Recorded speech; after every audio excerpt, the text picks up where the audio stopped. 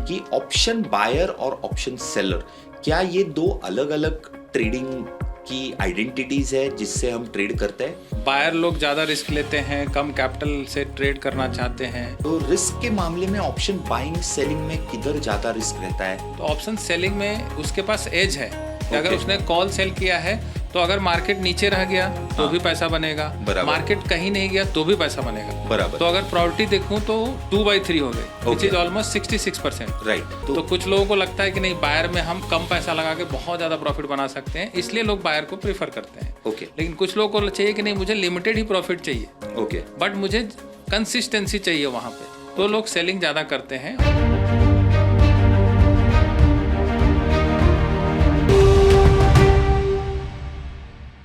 So hello traders and welcome to another episode crypto options के बारे में।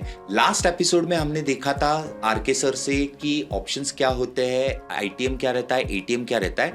ये वाले एपिसोड में हम उनसे पूछेंगे ऑप्शन बाइंग एंड सेलिंग के एक्चुअल डिफरेंसेस एंड क्या क्या फायदे होते हैं ऑप्शन बाइंग के, सेलिंग के, एंड बहुत सारी चीजें जो एक ऑप्शन बायर को ऑप्शन सेलर को डिफरेंशिएट करते हैं। तो welcome sir to one more episode. तो चलो शुरू करते हैं पहले क्वेश्चन से कि ऑप्शन बायर और ऑप्शन सेलर, क्या ये दो अलग अलग ट्रेडिंग की आइडेंटिटीज है जिससे हम ट्रेड करते हैं? Yes, definitely. मैं बोलना चाहूँगा कि ऑप्शंस ट्रेडर्स का एक अलग जॉनर होता है, राइट? तो उसमें एक बायर होता है, एक सेलर होता है। तो बायर लोग ज़्यादा रिस्क लेते हैं, कम कैपिटल से ट्रेड करना चाहते हैं, तो वहाँ पे बायर की वो होती है। बायर लोग यूजुअली डायरेक्शनल होते हैं, राइट? तो सपोज करो आपको पता है डायरेक्शन कि आज बिटकॉइन ऊपर जाने वाला है, तो उस केस में लोग यूजुअली प्रीफर करते हैं कि आप कॉल बाय करके जाओ, नीचे जाने वाला है तो पुट बाय करके जाओ। यस। तो मतलब ऑप्शन बायर एक रिस्क ज्यादा लेता है ऑप्शन सेलर से। तो अपने रिस्क की बात की तो पहला क्वेश्चन रिस्क पे जाते हैं, बिकॉज पैसा तो बनता है ऑप्शंस में, ये हमने देखा है। तो रिस्क के मामले में ऑप्शन बाइंग सेलिंग में किधर ज्यादा रिस्क रहता है? बिकॉज हमने सुना है कि सेलर्स में अनलिमिटेड लॉस हो सकता है, तो कैसे होता है? सो डेफिनेटली अगर आपने एज पर थ्योरी जाओगे तो सेलर को अनलिमिटेड लॉस होने के चांसेस है, बिकॉज उसने बोला कि 75,000 के ऊपर बिटकॉइन नहीं जाएगा। लेकिन अगर उसने स्टॉप लॉस नहीं लगाया और 75,000 के ऊपर बिटकॉइन समझो 85-95 लाख तक चला गया, तो उसका लॉस अनलिमिटेड हो जाएगा। लेकिन बायर के केस में क्या होगा, अगर उसने 75,000 का कॉल बाय किया था, समझो $50 या $100 दिया था, अगर वीकली एक्सपायरी है तो उस केस में उसका जो फिक्स होगा, लॉस फिक्स हो जाएगा $100 पे। मतलब कहीं भी मार्केट चला जाए, समझो 75,000 नहीं गया, नीचे रह गया, तो आपको उसका लॉस जो है $100 पे फिक्स हो जाएगा। और उल्टा in case of profit, buyer बहुत ज्यादा प्रॉफिट बना सकता है, राइट? बिकॉज बायर के पास अनलिमिटेड प्रॉफिट के चांसेस होते हैं, एज पर थ्योरी देखा जाए। बिकॉज अगर उसने 75,000 का कॉल ऑप्शन बाय किया है $100 में, लेकिन मार्केट चला गया 1 लाख, तो उसको तो $25,000 मिलेगा ना। $100 उसने पे किया था, तो बहुत ज्यादा प्रॉफिट हो गया। तो कुछ लोगों को लगता है कि नहीं, बायर में हम कम पैसा लगा के बहुत ज्यादा प्रॉफिट बना सकते हैं, इसलिए लोग बायर को प्रीफर करते हैं। लेकिन कुछ लोगों को चाहिए कि नहीं, मुझे लिमिटेड ही प्रॉफिट चाहिए, बट मुझे कंसिस्टेंसी चाहिए वहाँ पे, तो लोग सेलिंग ज़्यादा करते हैं। और ऑब्वियसली सेलिंग में अनलिमिटेड लॉस का खतरा रहता है, बट प्रॉपर स्ट्रैटेजी से किया जाए, प्रॉपर एंट्री एग्जिट किया जाए, तो वहाँ भी वो खतरे को कम किया जा सकता है। तो बेसिक डिफरेंस में पहला तो हो गया कि बायर्स में रिस्क लेने की कैपेसिटी ज्यादा होती है, सेलर्स में थ्योरेटिकली रिस्क ज्यादा होता है, लेकिन वो ज्यादा मुनाफा नहीं कमा सकते। तो बायर्स में हाई रिस्क हाई रिवॉर्ड है, सेलिंग में लो रिस्क लो रिवॉर्ड है, लेकिन रिस्क वो अनलिमिटेड भी हो सकता है जो लो है। ठीक है, और क्या डिफरेंस हो सकता है सर ऑप्शन? दूसरा डिफरेंस देख लेते हैं कि देखो, प्रोबेबिलिटी की गेम है ये। जैसा हमने लास्ट सेशन में भी डिस्कस किया था कि option selling is all about probability. तो ऑप्शन सेलिंग में उसके पास एज है कि अगर उसने कॉल सेल किया है तो अगर मार्केट नीचे रह गया तो भी पैसा बनेगा, मार्केट कहीं नहीं गया तो भी पैसा बनेगा बराबर। तो अगर प्रोबेबिलिटी देखूं तो 2/3 हो गई, विच इज ऑलमोस्ट 66%, राइट? लेकिन बायर की प्रोबेबिलिटी हमेशा 1/3 ही रहेगी। बिल्कुल सही। कि जैसे मेरे को लगता है कि बिटकॉइन ऊपर जाएगा, तो मेरे पास कॉल बाय करोगे, कॉल बाय करूंगा। हाँ। तो और मार्केट अगर उधर का उधर रहा तो भी मेरा पैसा टूटेगा, मार्केट नीचे गया तो भी मेरा पैसा टूटेगा। तो बायर की प्रोबेबिलिटी होगी 1/3। अभी सेलिंग की बात करते हैं कि बिटकॉइन है 70,000 पे, मेरे को लग रहा है कि ये 75,000 क्रॉस नहीं करेगा, तो मैंने 75,000 का कॉल बेच दिया। ओके, तो इस केस में अगर बिटकॉइन नीचे जाता है तो मेरे को पैसा बनेगा, पूरा का पूरा प्रीमियम मिल जाएगा आपको, 75 जो भी आपने सेल किया है। दूसरी बात पे अगर बिटकॉइन 75,000 तक ही जाता है, हाँ। ज्यादा ऊपर नहीं जाता है या साइडवेज रह जाता है, तो भी मेरे को पैसा बन जाएगा। करेक्ट। तो 2/3 हो गया, मतलब बाइंग में 33% हो गया एंड सेलिंग में 66% हो गया। यस, तो ये बहुत मेजर एडवांटेज हो गया ना अगर देखा जाए तो। प्रोबेबिलिटी 2/3 थी और 1/3 की हो गई पूरा। तो बहुत लोग ये समझ नहीं पाते हैं, इसके चक्कर में बाइंग ज्यादा करते हैं। ओके, तो अगर आप मैथमेटिक्स समझना चाहते हो कि प्रोबेबिलिटी समझना चाहते हो तो 33% chance versus 66% chance, that is the difference, main difference है। अब एक और डिफरेंस ले लेते हैं टाइम का। ओके, तो मैं हमेशा बोलता हूं कि अगर ऑप्शन बाइंग करते हो तो वक्त आपका साथ नहीं देगा। ओके, और अगर आप ऑप्शन सेलर हो तो वक्त हमेशा आपका साथ देगा, बिकॉज यहाँ पे टाइम डिके का जो फैक्टर होता है, राइट। $100 में आपने वहां पे सेल किया है किसी कॉल ऑप्शन को, अगर वहां पे नहीं भी गया, मार्केट साइडवेज हो गया, तो भी वो $100 $20 एवरी डे कुछ ना कुछ डिके हो जाएगा, राइट। तो वो आपको फेवर मिलेगा, मतलब केवल टाइम बीत रहा है और मार्केट में कोई मूवमेंट नहीं आ रहा तब भी आप कर रहे हो, right. So that is the very best thing.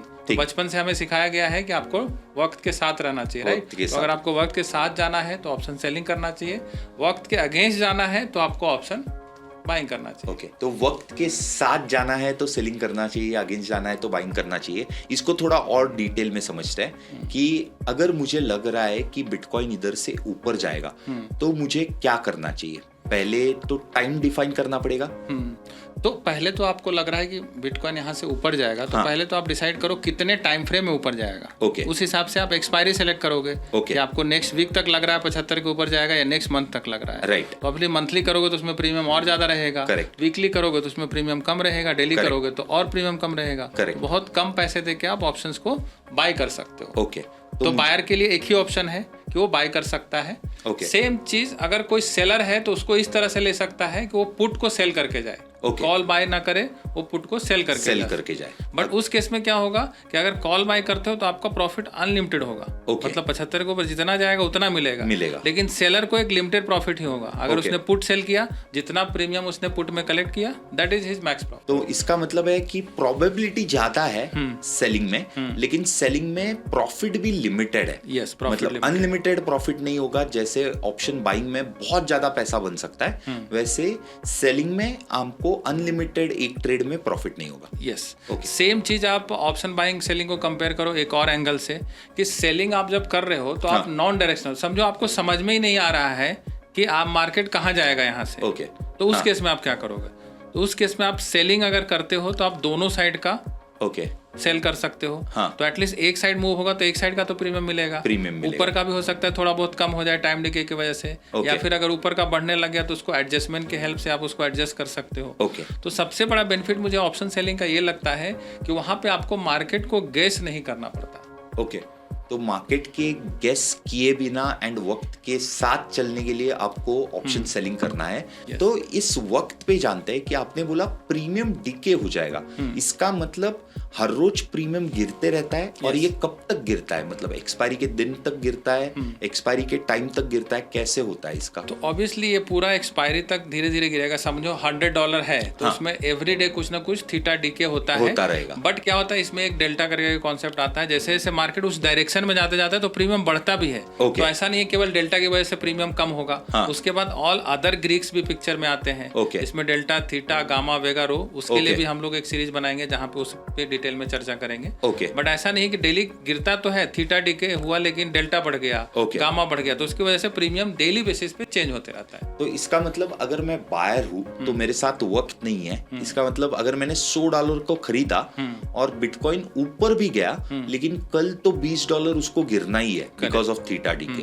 तो इसका मतलब कल अगर बिटकॉइन थोड़ा और ऊपर जाता है तो ये 100 का 80 हो जाएगा एंड फिर से बिटकॉइन बढ़ने की वजह से वो फिर से $100 ही रहेगा। यस ओके, तो आपको ओवरऑल बेनिफिट नहीं मिल पाएगा उसमें नहीं मिल पाएगा। तो इसका मतलब अगर मैं बेचता हूँ ऑप्शन को तो वक्त जो साथ है हमारे, तो इसका मतलब हर रोज अगर मैं होल्ड करता हूँ पोजीशन तो वो प्रॉफिट में आती रहेगी। Yes okay.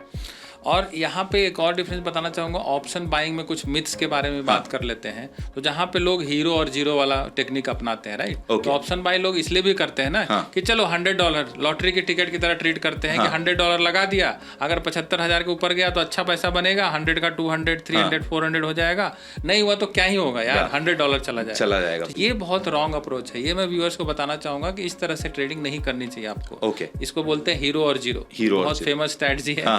या तो $100 जाएगा या तो हमको 100 का 200, 300 बन जाएगा। But same approach option seller नहीं लगा सकता। ऑप्शन सेलर जो होता है वो प्रोफेशनल होता है। इसलिए आप देखोगे तो ऑप्शन सेलर का दूसरा नाम ऑप्शन राइटर भी है, विच इज लाइक बोला जाता है प्रोफेशनल लोग ही ऑप्शन राइटिंग करते हैं। Yes.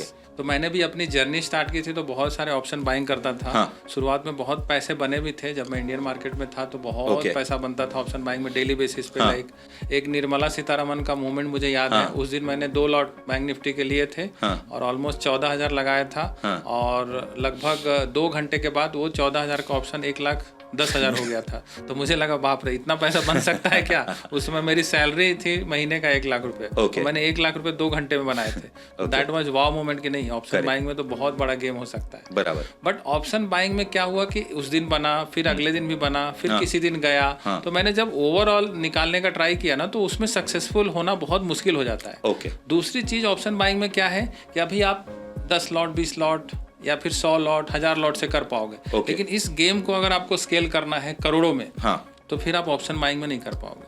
क्योंकि वहां पे बहुत ज्यादा वोलेटिलिटी होगी, एमटीएम लॉस बहुत ज्यादा होंगे, तुरंत थीटा डीके होगा। तो वहां पे आपको बहुत ज्यादा दिक्कत आएगी जब आप इसको स्केल करने जाओगे। लेकिन ऑप्शन सेलिंग जो है ना वो स्केलेबल गेम है। तो मुझे अल्टीमेटली तो अपनी कैपिटल बढ़ानी थी, बड़े कैपिटल से ट्रेड करना था। Then slowly I moved into options. तो ऑप्शंस में मुझे दिखा कि प्रॉफिट लिमिटेड है बट कंसिस्टेंसी वहां पे अचीव की जा सकती है।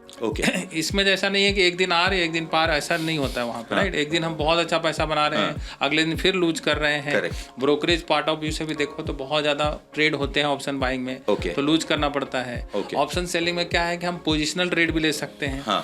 जैसे मुझे पता है कि मैं वीकली में बीट नहीं कर पाऊंगा बिटकॉइन को, लेकिन अगर मैं मंथली ऑप्शंस करूं तो वहां पे तो मुझे बड़ी रेंज मिलती है। जैसे अभी के डेट में भी हम लोग देखेंगे, अगर आप 75,000 पे समझो बिटकॉइन है, आप 1 लाख का कॉल ऑप्शन सेल कर दो, नीचे में जाके आप ऑलमोस्ट 60,000 55,000 का ऑप्शन सेल कर दो मंथली में, तो आपको बहुत अच्छे प्रीमियम मिल जाएंगे। इसमें प्रोबेबिलिटी भी बहुत हाई हो जाती है आपके पैसे बनाने की, बिकॉज आपने डिस्टेंस बहुत ज्यादा कवर कर रखा है।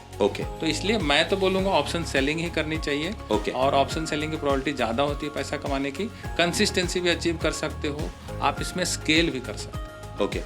तो एक प्रोफेशनल ट्रेडर ऑप्शन सेलिंग करता है, आरके सर खुद ऑप्शन सेलिंग में ज्यादा बिलीव करते हैं, तो उनसे जानेंगे कि सेलिंग में वो क्या क्या स्ट्रैटेजीज डिप्लॉय करते हैं एंड आपको एक्सप्लेन करेंगे वो स्ट्रैटेजीज उनके अगले सीरीज में। यस, तो हम लोग बहुत सारी स्ट्रैटेजी सीखने वाले हैं गाइस, तो प्लीज़ मेक श्योर इस सीरीज़ को ध्यान से देखिए। तो अगले कुछ सीरीज़ में हम लोग स्ट्रैटेजी की बात करेंगे, विच कुड भी स्ट्रैंगल हो सकता है, स्ट्रैडल हो सकता है, फिर एकदम नॉन डायरेक्शनल आयरन कॉन्डोर हो सकता है, आयरन बटरफ्लाई हो सकता है। तो ये सारी स्ट्रैटेजी हम लोग डिस्कस करने वाले हैं नेक्स्ट सीरीज में। So stay tuned guys.